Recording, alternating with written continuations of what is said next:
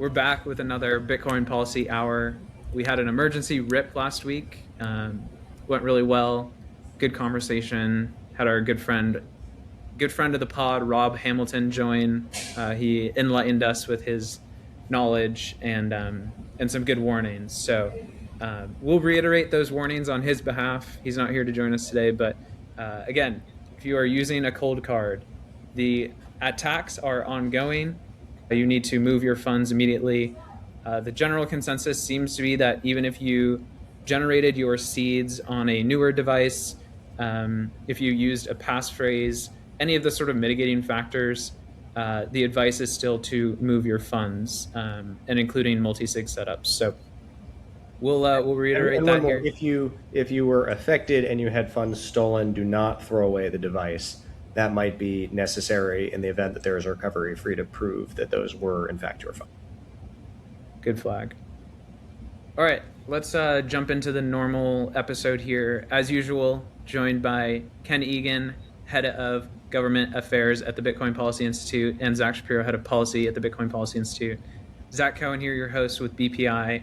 And we're going to talk more about the Coldcard situation here. I think, Zack did his normal kind of early exit on the last episode, so we'll give him some more time to dig into some of the policy implications, because I think those are exceptionally interesting right now, both on the probably Bitcoin side of things and on the open source, closed source, safety versus non-safety AI questions.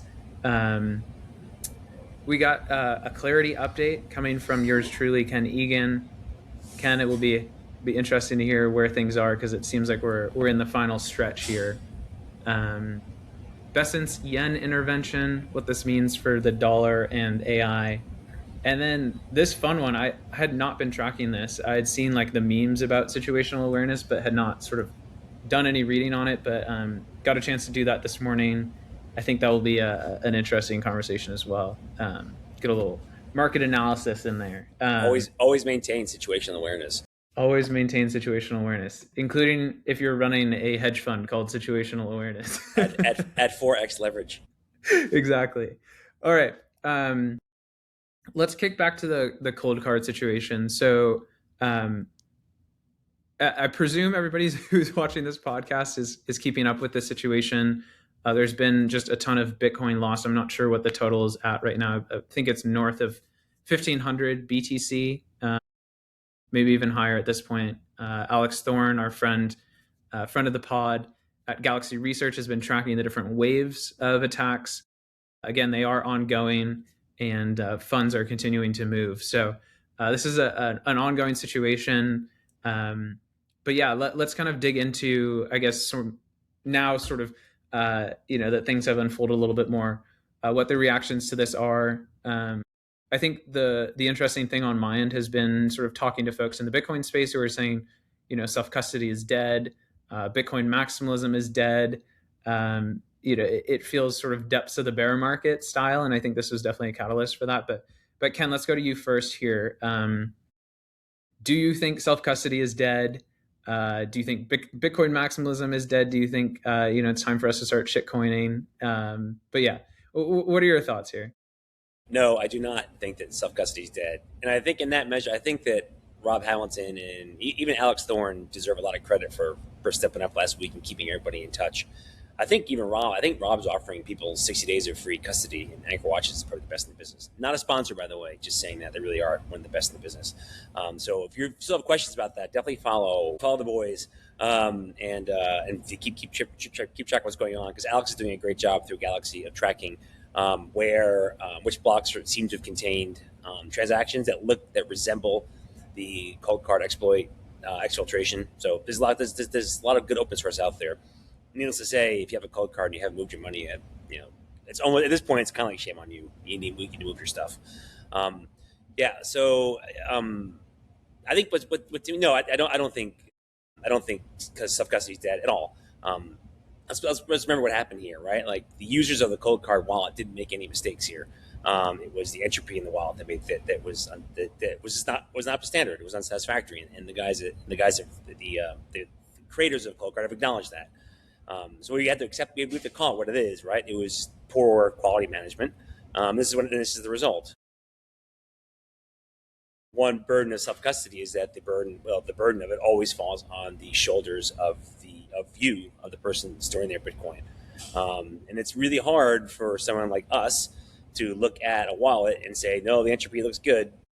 Maybe someone knew this before. Apparently this has been 5 years in the making, maybe. But ultimately it comes down to you, the bearer of this asset, to make sure your custody arrangements are secure. So I ultimately this is one company that they're messed up really, really badly.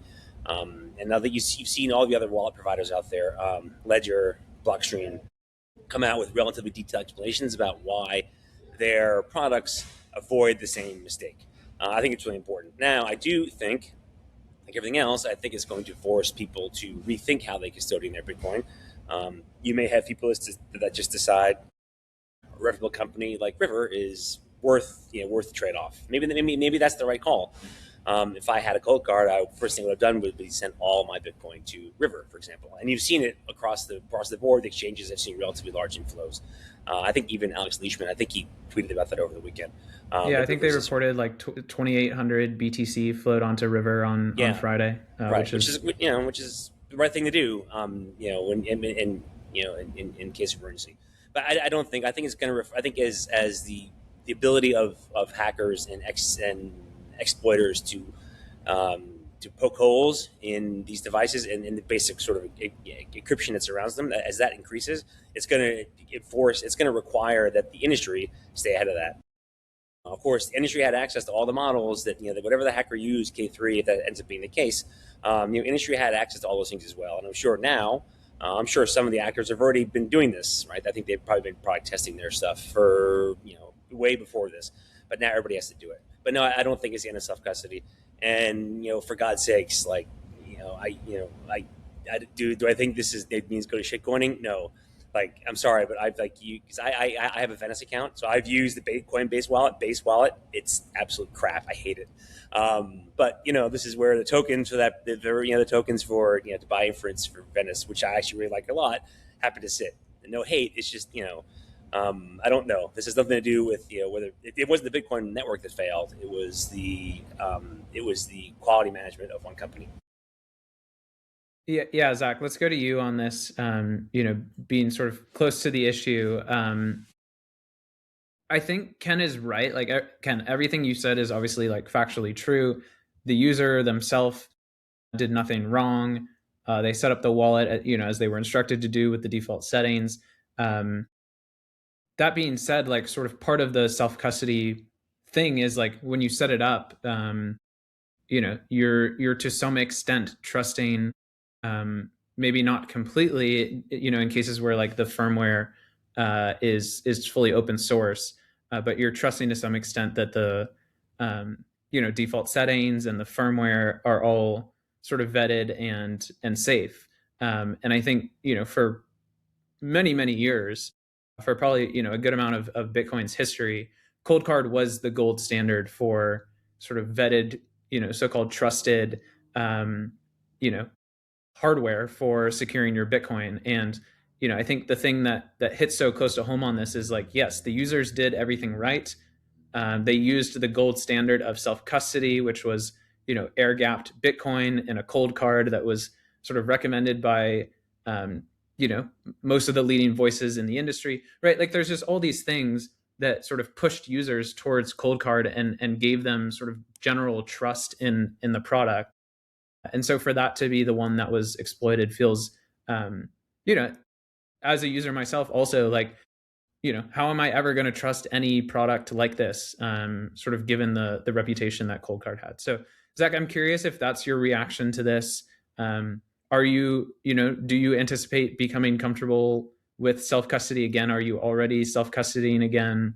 What's your sort of outlook on this? Yeah. I think I'll probably not talk about my own setup other than I have had to sort of dramatically rethink my own trust assumptions, both in terms of this type of threat vector and just physical safety, right? Which is also something that you have to be aware of with self-custody, especially if you do a weekly Bitcoin podcast and people know that you might have Bitcoin. Or if you travel to France anytime ever. Right. I don't know. I think maybe I'm more bearish than Ken on this. So I agree that this is not a flaw in Bitcoin, right? Like this was not a problem with the Bitcoin network itself. One thing that we learned sort of more clearly, maybe since our emergency podcast on Friday, is what the vulnerability at Coinkite was, which is that they had code which was meant to check that the random number generator was working. Instead, the code just checked, does the random number generator exist? And then there was apparently another piece of code which was supposed to sort of double check that, and it wasn't compiling. And so at least the reporting is the company just turned that off rather than, which seems like, if that is true, again, we don't know if it's true, but if it's true, that seems like extraordinary negligence for which the company may be held responsible. But that underscores the point that this was a Coinkite problem and not a Bitcoin problem. But like, if the answer is you are not supposed to trust what was widely understood to be the gold standard wallet, and you should have added a passphrase with enough elaborate entropy, not just sort of to like prevent a sort of evil maid attack physically on your wallet, but enough that would survive, a really high-end, perhaps nation-state brute force attempt, but also to survive enough, or to be like understandable enough that you could pass it to your heirs if you were hit by a bus, but also you can't keep it in writing at the same place because then it doesn't mitigate the physical attack. And also you're supposed to roll your own entropy with a sufficient number of dice rolls to like verify the entropy is correct, but don't just trust the dice because you don't know if they are biased. So you also need to use an online tool to verify that Coldcard and the dice are giving you the right entropy, but don't use that passphrase because you've entered it online, and so that you need to check it and do a different one. And that is the bar for friends and family to be able to do self-custody. Like, I think it would be naive to say this is not a tremendous hit to the ability to credibly recommend self-custody. And I think there are a lot of people who are sort of rethinking what they are suggesting to others. And while in any individual case, trusting a custodian, trusting an ETF might be the rational decision right now, there's obviously the collective action problem that really undermines the power of Bitcoin if everyone is holding it through centralized custodians. So that's no good, and we need to solve it. I don't think this is the end of self-custody. I think this is a tremendous blow to self-custody. I think the optimistic path forward would be to have hardened, sort of more best-in-class solutions that are at least closer to self-custody. We had Rob on last time. I think Miniscript and Trident vaults and insured multi-institutional custody is a great option, and sort of one of the things that we should move towards. Full disclosure, I am a investor shareholder in AnchorWatch, so I have skin in the game, but I do think that is one of the best solutions. I think there are trustworthy custodians out there, but again, we don't want everyone to have their Bitcoin on custodians. I have begun to think, this is my personal view and not the view of BPI, but we should look very hard at covenants as a potential solution, stuff that is actually on chain that everyone can verify, where you're not reliant on a specific company to get this right, but companies can help you create on-chain verifiable vault architecture, whereby if you can have a rule that like you can't send all of your Bitcoin to a new address without a 5-day delay, where if you sign with your private keys, you can get the Bitcoin back. I think that would have mitigated a lot of the harm from this attack, and just giving people the option to add time into the equation, I think is really important. So I think scripting is probably a big part of the story, whether it is scripting that already exists through products like AnchorWatch's Trident Vault, or whether it is direct on-chain scripting like covenants, if those were to be added to the Bitcoin blockchain. I think that is probably an important way that we get from here to trusting and being able to recommend self-custody again going forward. And the nice thing about covenants is maybe like that makes a single signature wallet sort of more feasible, and to use a Claudism, less load bearing, because you have this powerful fallback. I think with Bitcoin maximalism, I think part of the story here is a cultural problem. I think Coinkite, which royally messed up here, right? Like at the one thing that they were supposed to write, got a pass because they sort of went really hard wearing the Bitcoin maximalist flag. right? And came with a sticker that said no shitcoins inside. And like people have had their funds clawed back in the Swan sort of fortress incident. I think is a similar situation. And I think perhaps for the better that this may be the end of a certain type of puritanical sort of like Bitcoin orthodoxy, which sort of arose in the aftermath of the block size wars and the ICO bubble, where people sort of lost their funds, and there was the user activated soft fork, and there was 5+ years of this carnivorous alternative health theory sort of like mountain man aesthetic to Bitcoin. I think we're maybe good to leave that in the past or as a nostalgic thing and not the dominant culture. And I think related to that, I hope that Bitcoin development spends more time on questions like, do we add covenant-like protections to the Bitcoin blockchain? How do we mitigate quantum attacks in the future that may look and feel a lot like this, and maybe less time about being grumpy about the possibility that people might do NFTs on Bitcoin. I think there is a cultural component to that is important here. And so maybe this is the sort of like what is needed to move past that era for the community. But yeah, no, I mean, this is like I think the impact on sort of the way people think about and want to interact with Bitcoin way sort of outstrips the actual financial loss from this attack. Yeah, that's well said. And I think fair that you think about technology, right? Like you hear about, certainly in the early days, people lost their laptops or the laptops were bricked and lost their coins. Like that's a relic of a different era, right? And I think now maybe you've seen, as Zach said, we've seen the pivot point where the state of the art, as we viewed it, maybe it was the Coldcards or the ledgers or the Jades, whichever one you pick, right, which are considered industry standard, are going to have to evolve. Yeah. Yeah, and I think, also interesting to see sort of like who swooped in to the rescue here, right? Like obviously Rob did. There was a great set of sort of articles or reporting from the team at Block who are working on the Bitkey. I've talked to a couple people who have gone in that direction. It's a sort of seedless multi-sig solution. Obviously different sort of trust model there. I think obviously River was a great place for people to go. The force field, I think, is a fantastic feature, where you can sort of feel more secure about having your Bitcoin stored behind a username and a password. And I think, like what Zach was saying, where you can build these sorts of, native locks or gates into place that would act very much like the force field that River has done. But I think it is important to be clear about the difference between those two things. Look, I'm a huge fan of River. Again, River is a client of mine, great company. I have lots of funds on River. The force field is not the same thing that we were talking about here as a covenant.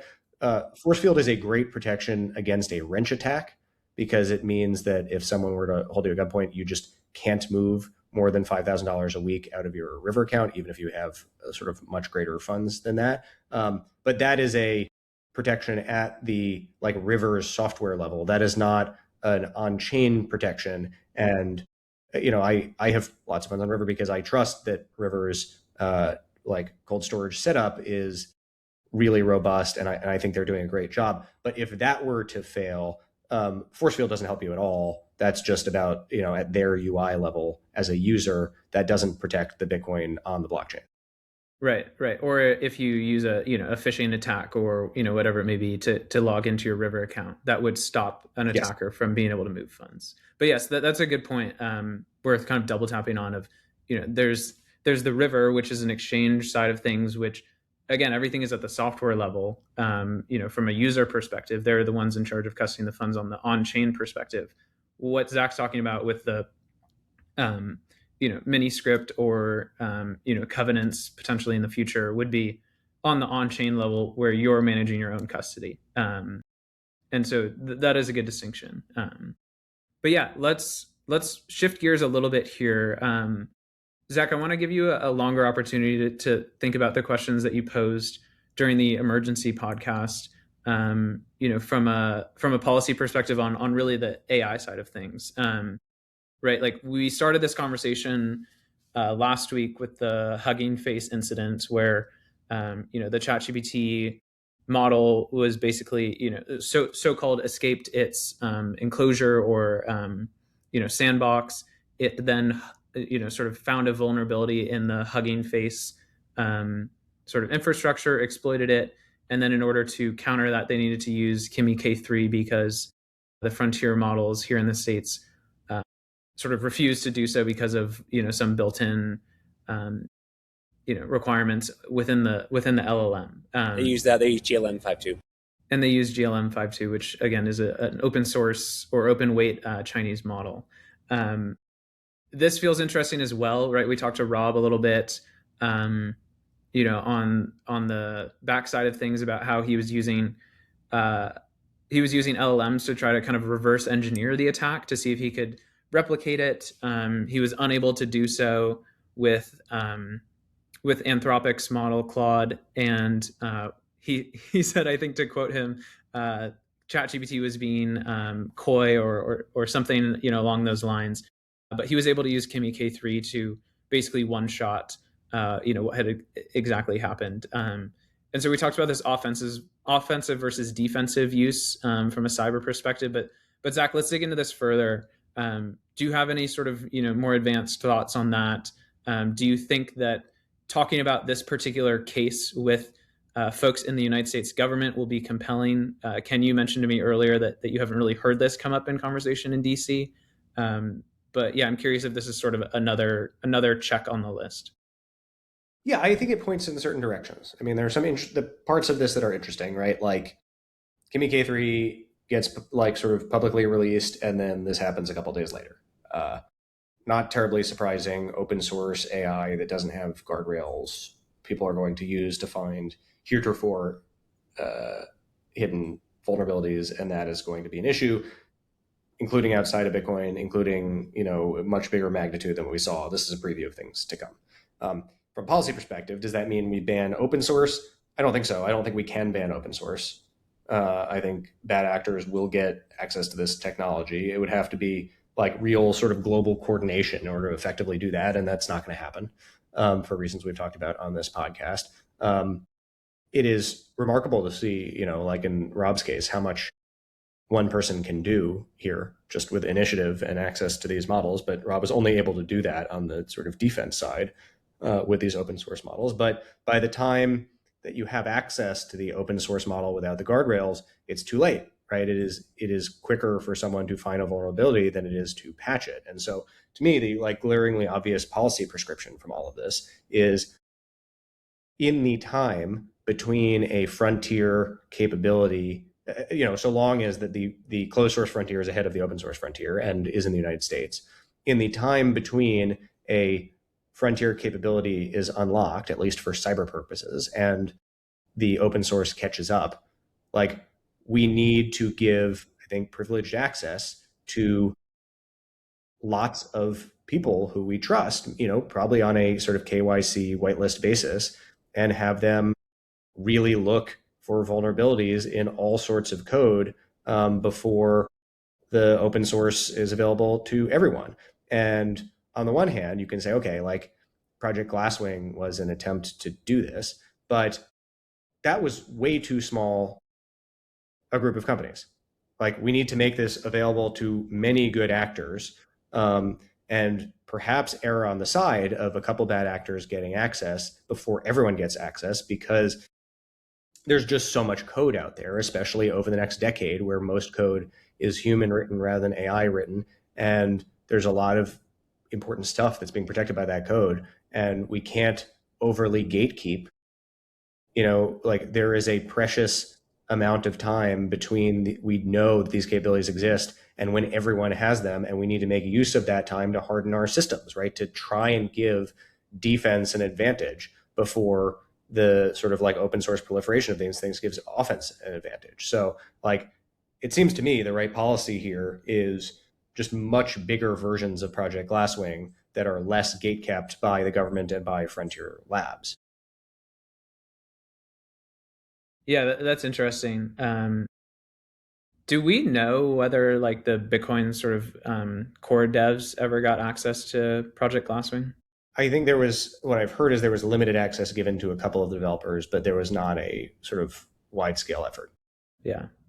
And to just dig into this a little bit further, right? We're talking about, some sort of gating function.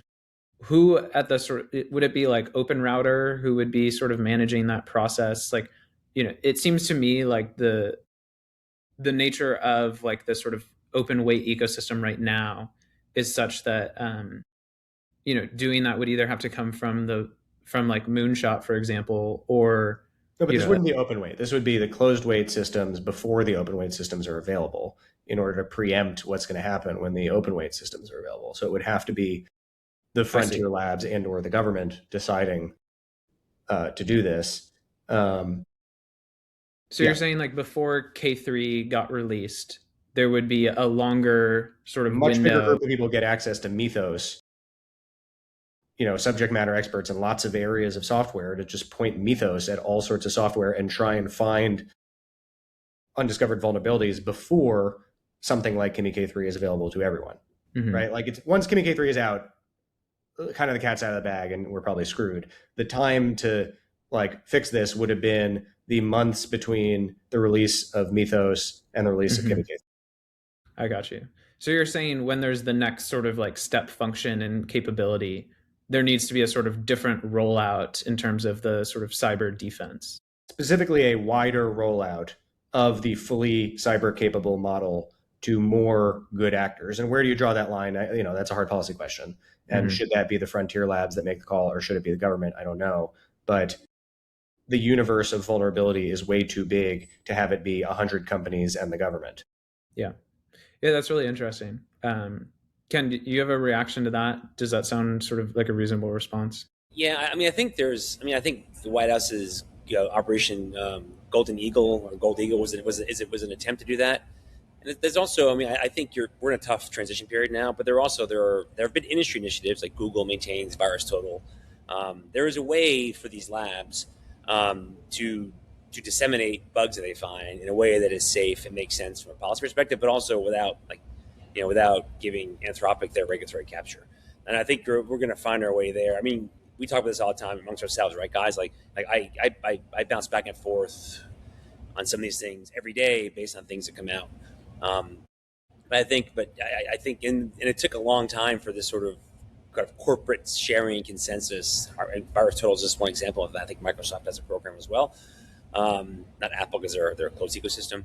But it took years for these sort of industry consensus setups to emerge. It probably needs to happen faster than that. I think Gold Eagle was an initial step. We'll see what that is looking like. But that was an idea where companies that registered would be able to participate and be presented with bugs and viruses and 0 days and things that the ecosystem was able to uncover. So I think you're going to have something like that. It may end up being that the labs, rather than talking about AI safety, they could you imagine a world where Anthropic and OpenAI invest in that, and they have like their own version of Google VirusTotal, where you can and on a whitelisted KYC way, you can have access to the things that they uncover in their development.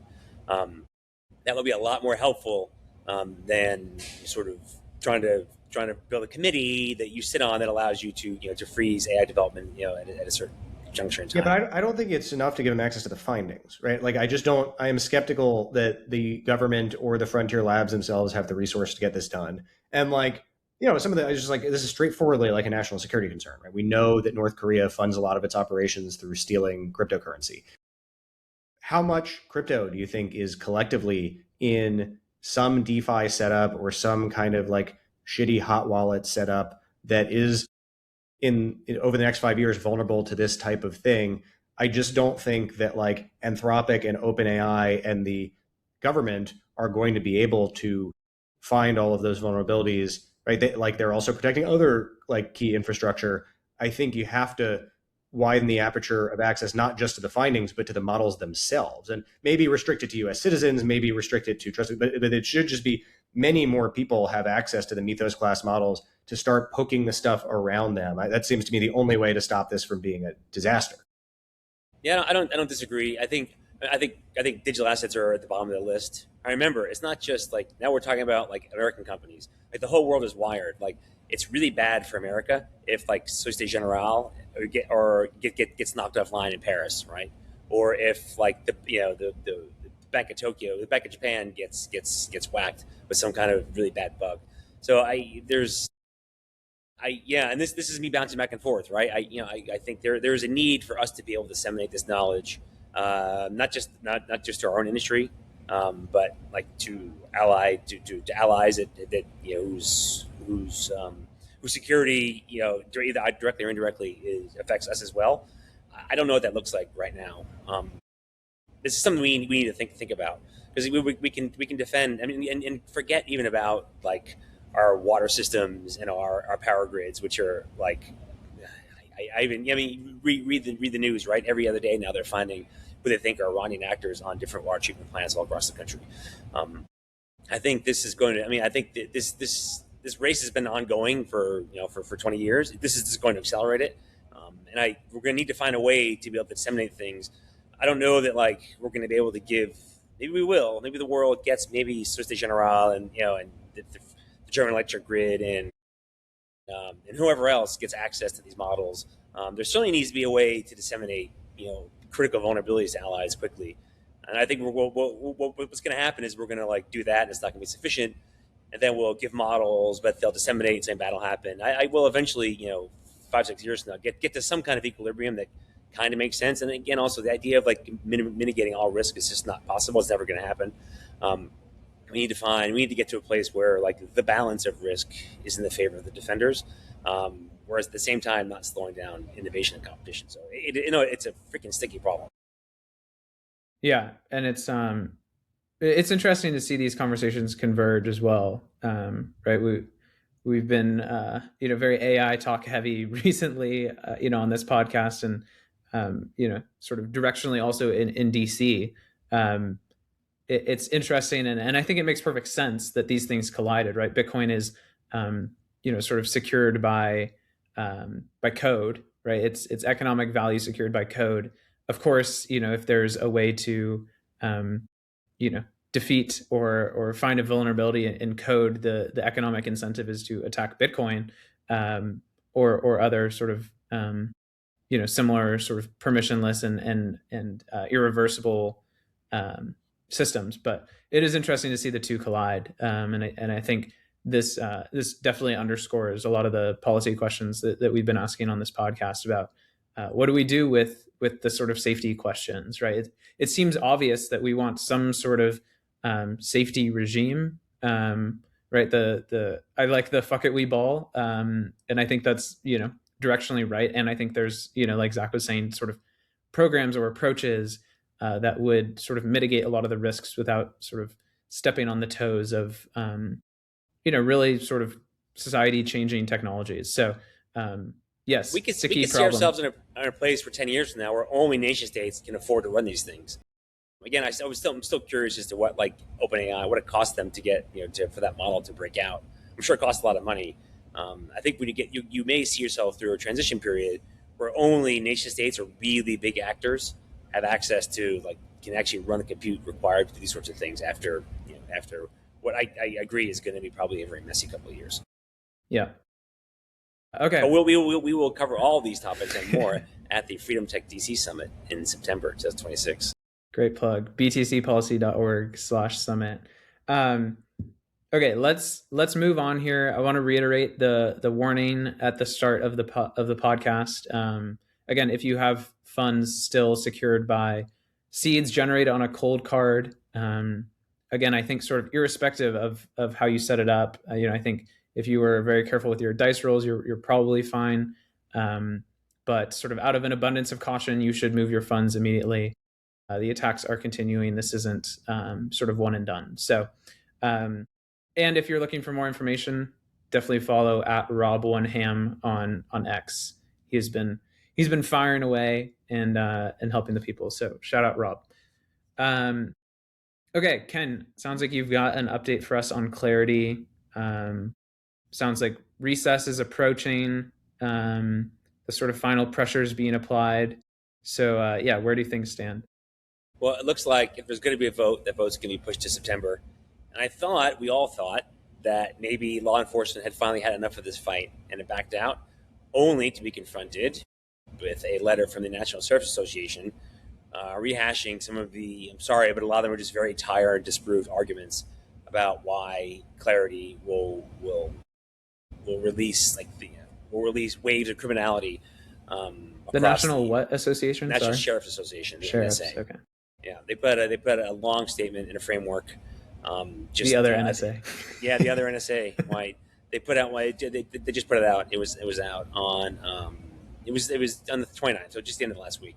And they walk through a bunch of claims. They go section by section. The problem is, and it's almost like it's frustrating, exhausting at the same time.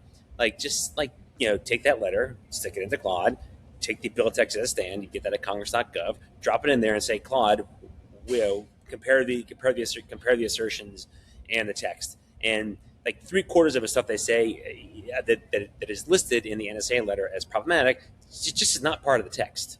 It's just either they're misconstruing or they're just flat out wrong.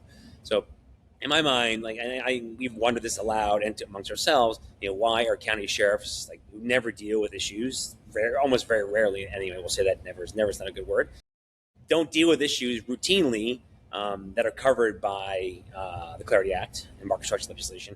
Why are they so concerned? In my mind, this is just more so the DC coalition game. Nobody wants to hear from the prosecutors anymore. There was reporting even just last week that the bankers were still deciding maybe the deal on stablecoin yield wasn't enough. I think this is now that they've seen that clarity is at that tipping point. I think this is just piling on.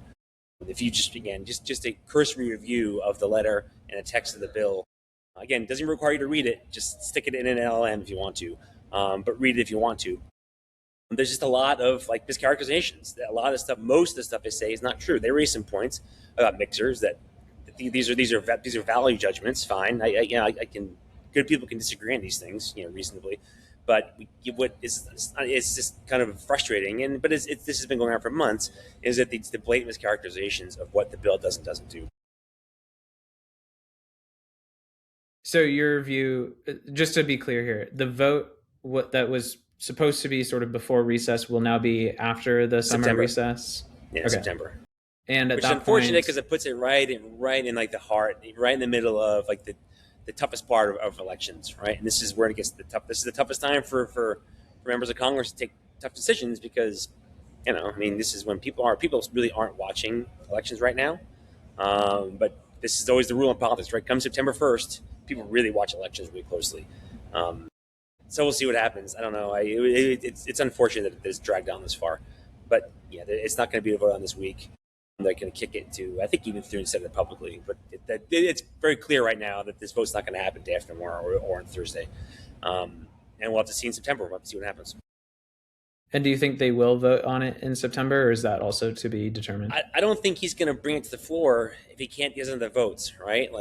There's all kinds of politics going on. Thune's relationship with the White House is notoriously bad right now, or because of the SAVE Act.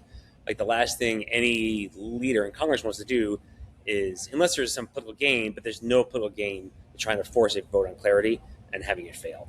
There are votes that once in a while they'll force people to get on record with certain things.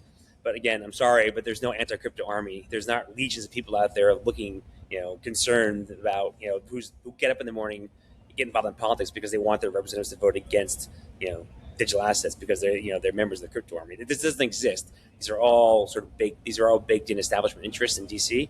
And they're just playing the waiting game. And the more it's just Chinese water torture in terms of pressure and procedure. It's been, I kudos to the other side, I guess. They've really, really mucked this up. It's been sort of trying to drive your tanks to the mud. That's really what's happened. It's been this game of attrition. Every piece of the bill has been disputed over and over and over again. Oftentimes with the same mischaracterizations. And this is a town of full of people who have other interests, and crypto is not. It just isn't at the top of mind for most legislators. It's just not there. So this is the result that they managed. I think their immediate goal was to make sure this was not voted on before recess. The thought being that come September, in the middle of what's going to be a very contentious midterm cycle, there's just going to be no desire to get back to DC to fight about this. Mm-hmm. It's kind of frustrating. Yeah, very frustrating, honestly. Like it just, I mean, reading these letters, it's like, come on, people. Like when everybody has access to like very basic tools to parse language, like compare bills, like it doesn't cost much. Probably a free version of Claude will do it for you. Just do it and see where you're telling the truth and not telling the truth. And it's just the same. It's the same mischaracterizations over and over. And I'm sorry, at a certain point, mischaracterizations become lies. Mm-hmm. Do you have a view on the SAVE Act, whether that's going to get through? I don't know. No, you're following that. I don't know. I don't think so. I mean, I think that the majority leaders made it clear that he doesn't want to bring it to a vote. This is why he's getting yelled at by the president on right. social media all the time. This week, they're trying to get through the Russia sanctions bill. Even that, which under normal circumstances would be an easy bipartisan pass. As you all know, no bill in Congress is just a bill about one thing. So there's like all kinds of stuff and procedural stuff being tacked on. So even what in theory would be a very, very easy to pass, non-contentious Russia sanctions bill. I mean, the Democrats have been complaining for months about the president being soft on Putin. And this is a chance to vote and to impose additional sanctions on them. And they're still that'll pass, but it's going to be like Wednesday or Thursday before they vote on it. Gotcha. Interesting. Okay. Well, thanks for the update. Yeah. Which is the same, it's the same thing over and over again. Like, law enforcement won't be able to trace digital assets if they pass clarity. No, it doesn't say that, right? Money laundering will be legal. No, it doesn't say that. Like, it's just awful. Yeah. It's awful.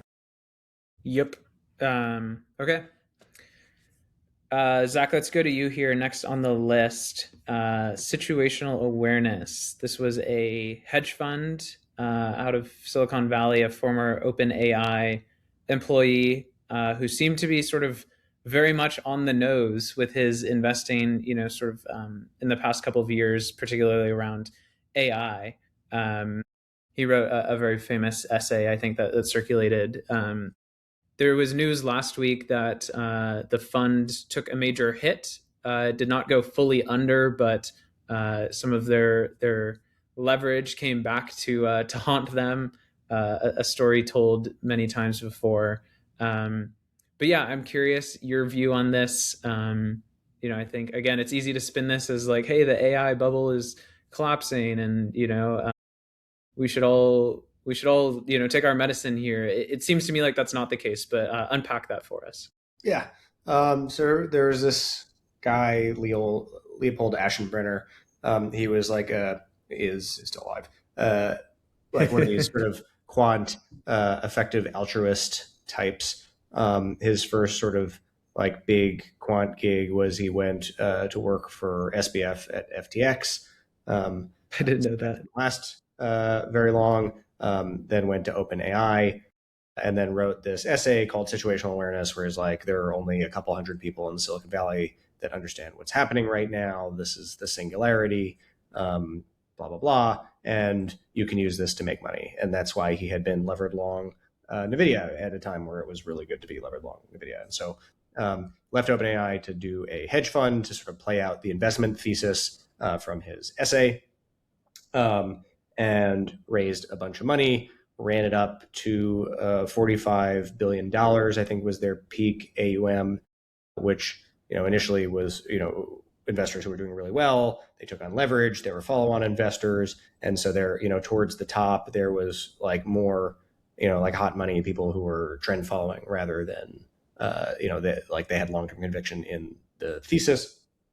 And then, when the stocks started to go down, and by the way, like he put so much money into this stuff, he probably pushed a lot of these stocks up. He had both a public and a private book. His private book is largely Anthropic, which has been a great investment. And the public book is various sort of public AI stocks. But, the public markets, when they get spooked, they go in two directions. There was a pullback recently because of concerns about token budgets, which I think are wrong, but that doesn't matter in the short term in the public markets. And he was like 350% levered. And so when that goes in reverse, that's bad. And he ended up having to sell, I think, half of his Anthropic stake and the entirety of his public book to Ken Griffin at Citadel. So I think he's still got like $10 billion. He's doing great, but took a big L on this one. Yeah, and it was interesting. The reporting on it was, they were sort of skeptical of how much money he actually had, because my understanding is that in a hedge fund you can value the private shares, sort of as liberally as you'd like to. It does seem like a good position to be in, though, to be holding quite a few shares of Anthropic. Yeah, I think he's going to do fine. Ken, you added this to the list. So, sorry, what's your take here? We almost had a guest appearance by BPI president co-founder David Zell, but he didn't want to be in the spotlight. He didn't want to be in the pod. He wasn't ready for it. I think the interesting thing about this, I agree with everything Zach said, was Leopold is clearly a brilliant guy, and when it comes to all these computers, but he found himself playing in a field where he's playing against people like Ken Griffin and Citadel, who are the ones who are, first of all, the market makers who see all your bets and bet against you. So I think we're all really good at certain things. We're amateurs in other things. I think you learned a difficult lesson that when you play against guys like that, you really, really have to have it together. And who bought who bought at the fire sale? Citadel.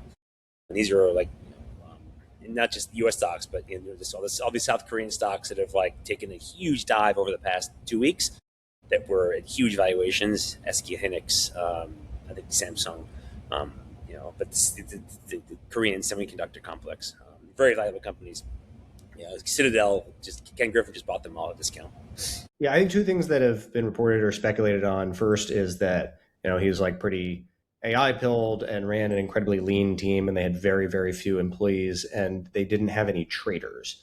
And so all of the actual trading for the positions were the prime brokers they were using, which are the financial institutions that hedge funds use to get in and out of stocks. And if you're running that much money, you really need people whose full-time job it is to think about risks and how you get into and out of a position. Otherwise, things can unwind in an ugly way, as happened. And then the other speculation is that this wasn't just the market turned on him. This was Citadel orchestrated and did this on purpose. And allegedly evidence to support that is after Citadel bought all this stuff, the market didn't go down, which you would expect if Citadel bought this huge public book and they are doing this in a way that should be neutral. You'd expect there would be a huge overhang of Citadel's going to need to sell to recognize this. And so if that is true and Citadel's not selling, it means one of two things. One is that Citadel is taking a directional bet here, which is possible. They think these could be sort of well-valued stocks. Or Citadel was short all of these things because they were trying to cause this to happen, and buying this whole public book is them covering the short. So it may be that this was a well-orchestrated plan from Citadel and not just sort of the randomness of the market. Yeah, and Ken, that seems like it would prove your point, which is that don't swim in the big wide ocean, as a small fish. You got to know, Zach's point about hiring professionals. You have to know who's on the other side of your trade, right? Right. Okay, interesting. Any other thoughts on this, or are we ready to move on? Cool. Okay, as usual. Ken, last headline here. U.S. and Japan take action to prop up yen in rare joint move. Last week, the yen fell to a fresh 40-year low, and the joint intervention is the first since 2011 to basically prop up the yen after what in 2011 was a devastating earthquake and tsunami. No earthquake or tsunami this time. So what's going on, and what's not weather related? So this is why Scott Bessent is a gangster and the master of puppets, because what looked like an AI image of his notes on the White House, in the cabinet room conference table, right in front of his name card saying "buy yen," Looks like AI generated. It was not AI generated. It was actually an actual picture that he wrote, clearly understanding that reporters would see it, take a picture of it, and put it in the press. So there's no reason, we won't have to go into like the yen carry trade, but the yen, the Japanese are one of the largest holders of U.S. debt in the world. They hold like 9 trillion in treasuries. Those treasuries are valuable for them, well, for their interest bearing, but also they also serve as a potential source of dollars. And when your currency is collapsing against the dollar, there's always a risk you have to raise dollars, and that would involve possibly selling treasuries. If a large holder of treasuries sells a lot of treasuries, that pushes down the price of treasuries, which if $100 if $100 in treasuries, for your interest goes down a couple bucks, that essentially is an interest rate increase. That will put pressure on interest rates. The last thing right now the United States needs is to put pressure on interest rates, which are already relatively high. So what Bessent did was he relied on this old arcane system. It's called FEMA. What the hell is it called? I forget. I have it here. FEMA. It is the Foreign and International Monetary Authority's repo facility.